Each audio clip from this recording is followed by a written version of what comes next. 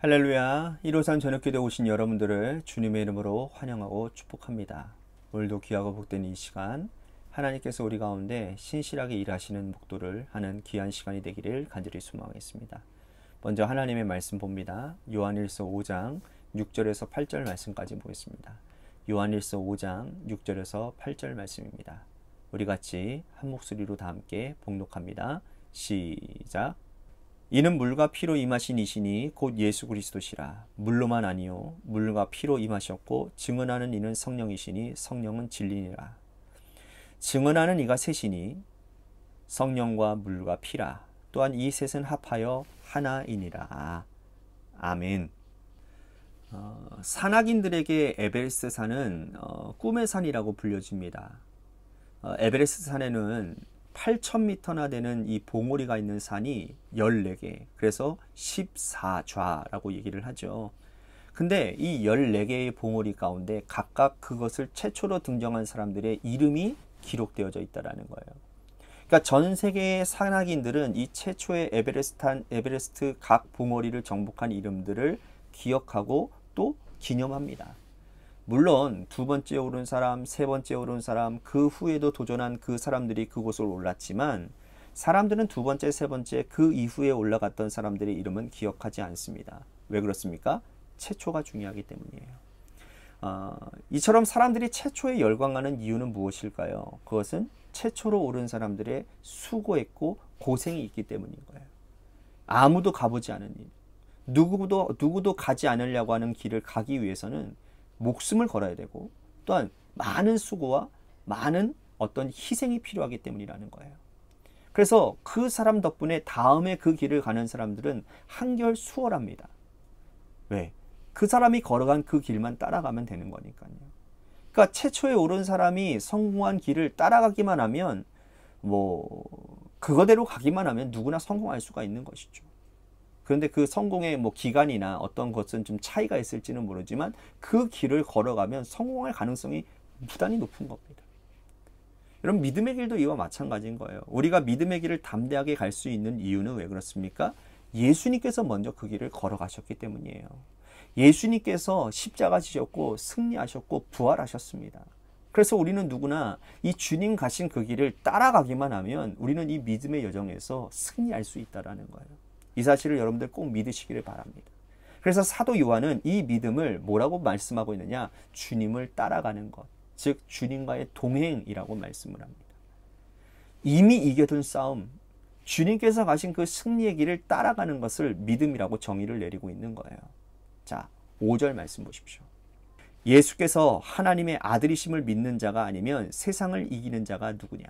자, 보세요. 이 말씀을 다시 보시면 세상을 이기고 승리하는 자가 되기 위해서는 예수님께서 하나님의 아들이심을 믿기만 하면 된다라는 거예요.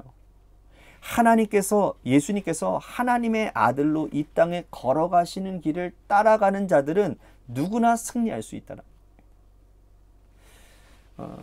그런데 사람들은 그렇게 얘기합니다. 요즘같이 악한 세상을 살아가는데 믿음 지키기 참 어렵습니다. 신앙생활하기가 참 힘겹습니다. 맞죠? 왜 어렵지 않겠습니까? 왜 힘겹지 않겠습니까? 그런데 생각해 보세요. 예수님만큼 힘들고 어려웠습니까?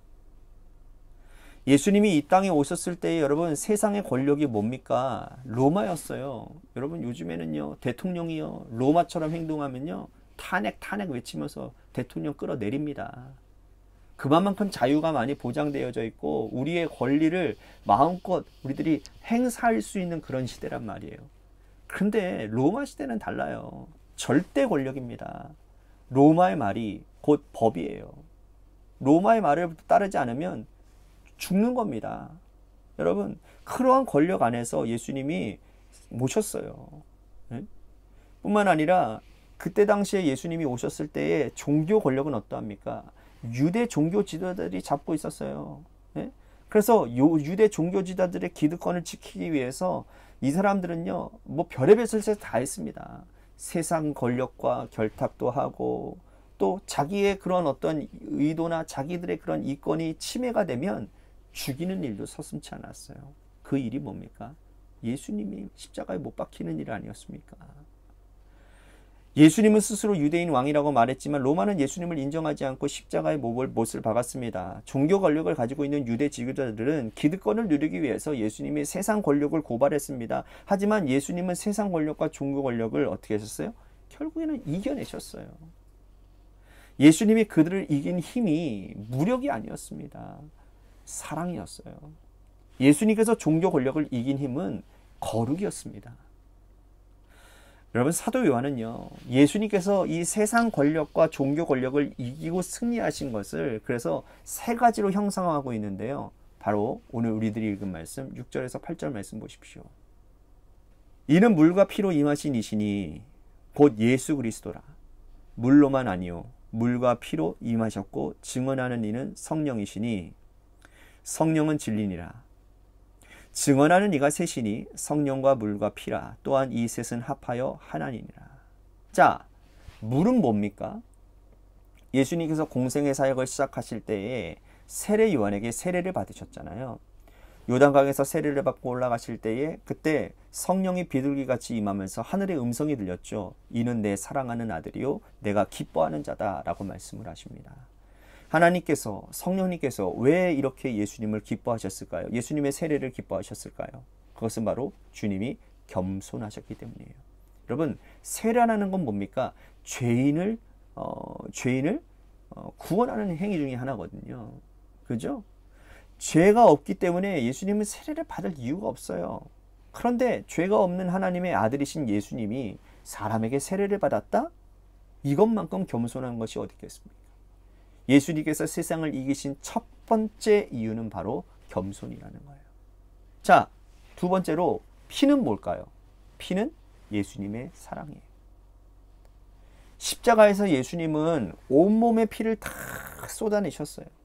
손과 발에 못이 박히고 허리에 창이 들어가서 예수님의 몸에 있는 피가 다 쏟아져 나오고 성경에 보니까 물까지 쏟아져 나왔다고 그랬어요.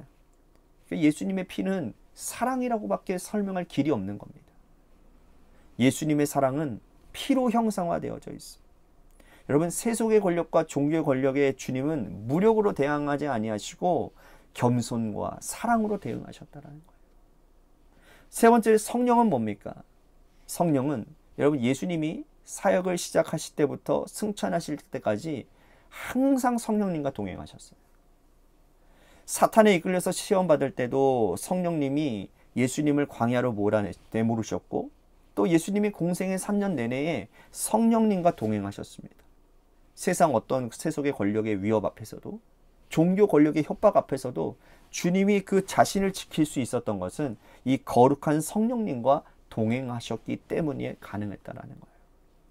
자, 그러니까 오늘 우리가 세상을 이길 수 있고 우리가 힘들다라고 신앙생활이 힘들고 참 어렵다라고 하는 이 어려운 시대 가운데서 우리들이 믿음의 길을 걸어갈 수 있는 방법, 우리들이 믿음의 길로 승리할 수 있는 이 세상에서 이길 수 있는 세상을 이길 수 있는 믿음을 가지는 것, 그것은 무엇이냐면 바로 예수님이 이미 걸어가신 겸손과 사랑과 성령의 동행하심을 덧입으면 이 힘든 세상, 어려운 세상 가운데서도 믿음을 지키고 믿음 안에서 승리하는 삶을 살 수 있다라고 말씀하시는 거예요.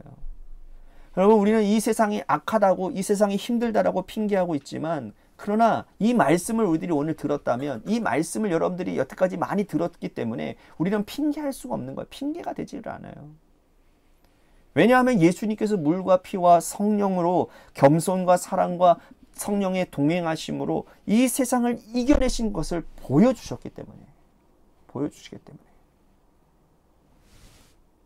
그러니까 이 사실을 여러분들이 믿고 이 사실, 이 말씀대로 여러분들이 순종하면 예수님이 승리하신 것, 예수님 이미 우리에게 승리를 보장하신 그 일들이 우리 가운데 일어나는 거예요. 그러니까 우리가 어떻게 하나님의 말씀을 믿고 순종하느냐, 그것이 중요한 것이지, 이 말씀을 지키는데 상황이 어떻고 그게 중요한 게 아니에요.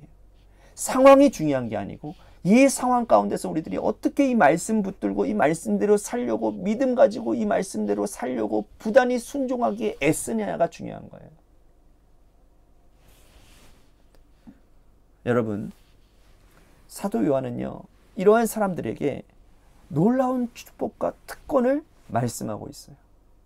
자, 그 승리가 가져다 주는 특권과 축복이 뭔지를 살펴볼까요? 우리 14절에서 15절 말씀 보겠습니다. 그를 향하여 우리가 가진 바 담대함이 이것이니 그의 뜻대로 무엇을 구하면 들으심이라. 우리가 무엇이든지 구하는 바를 들으시는 줄을 안즉 우리가 그에게 구한 그것을 얻는 줄을 또한 아느니라. 구하는 자에게 다 응답하신다라고 말씀을 해요. 이것은 예수님을 따르는 자들에게만 주시는 특권이고 축복이라는 거예요. 여러분, 이 특권은 아무에게나 주어지는 게 아니에요. 예수님을 따르는 자, 악한 세상에 대하여 승리하기를 원하는 자에게 주시는 하나님의 크고 귀한 선물이라는 거예요.